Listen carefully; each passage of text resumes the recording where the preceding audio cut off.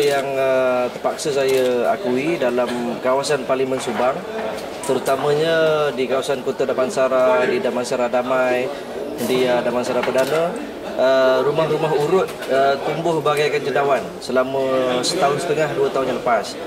Kami di Pemuda Subang khususnya telah lama membangkitkan isu ini. Kami berasa hairan tentang dengan senangnya tumbuhnya pusat-pusat rumah urut ini. Saya dari segi soal ini saya merasakan bahawa pihak berkuasa tempatan harus meneliti semula cara permohonan ataupun proses pemberian lesen rumah urut. Memanglah kalau kita teliti, kalau kita naik ke semua rumah urut ini terpampang lesen pemberian oleh majlis tempatan, tetapi yang lebih penting apa yang berlaku di dalam rumah urut ini. Jadi ini tidak harus jadikan satu alasan ataupun satu tiket untuk rumah-rumah urut ini tumbuh dengan cendawan. Saya minta penguasa majlis daerah meneliti seterusnya tentang kesahihan rumah-rumah urut ini, bahawa ada tak terjadinya apa-apa perkara yang tidak harus berlaku dalam rumah urut. Yang pertama, yang keduanya bahawa umat-umat Islam yang tidak dibenarkan masuk dibenarkan juga masuk. Jadi pada saya ini menunjukkan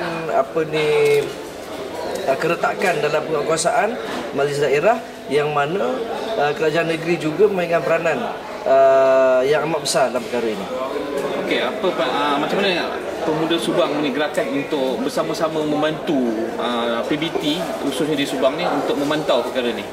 Ada planning ke? Kami sentiasa bersedia. Sebenarnya perkara ini telah pun dibangkitkan kepada wakil rakyat ataupun ADUN, khususnya dalam Kota Damansara dan juga di DUN Bukit Lanjan, bahawa kami sentiasa bersedia untuk memantau dan untuk membantu apa saja yang diperlukan. Tetapi akhirnya penguasaan sebenar ini harus dilakukan oleh majlis tempatan.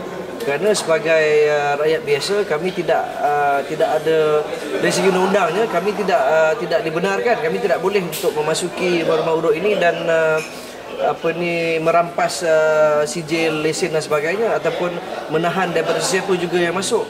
Kerana seperti mana saya sebut tadi, telah terpampang lesen yang diberikan oleh majlis tempatan, tetapi yang lebih penting lesen ini apa yang berlaku di dalam ini. Saya sekali lagi saya minta lah majlis daerah, majlis kuasa tempatan untuk meneliti dan membuat spot check terhadap rumah-rumah urut yang banyak tertumbuhnya dalam khususnya kawasan Parlimen Subang. Okey, seperti di DUN Kota Damansara, di Pejabat Khidmat Masyarakat DUN Kota Damansara, adakah mereka mendiamkan diri sedangkan berderet dengan dia pun dah banyak pusat? Nampaknya begitulah. Nampaknya kerana seperti mana yang ramai penduduk di Kota Damansara tahu, berderetan dengan pejabat ADUN juga adanya 2-3 rumah urut yang dibenarkan beroperasi. Jadi seperti mana saya sebut tadi, saya bukan menuduh sebarangan. Mungkin ada rumah urut ini yang menjalankan yang beroperasi secara sah dengan mengikut syarat-syarat yang diperuntukkan, tetapi akhirnya ini akan memberi satu gambaran yang amat buruk kepada penduduk secara amnya dan khususnya kepada orang Islam, kerana dibiarkan tertumbuhnya pusat-pusat rumah urut ini dengan sewenang-wenangnya. Jadi ini memudahkan anak-anak muda khususnya untuk berkunjung di rumah-rumah urut ini.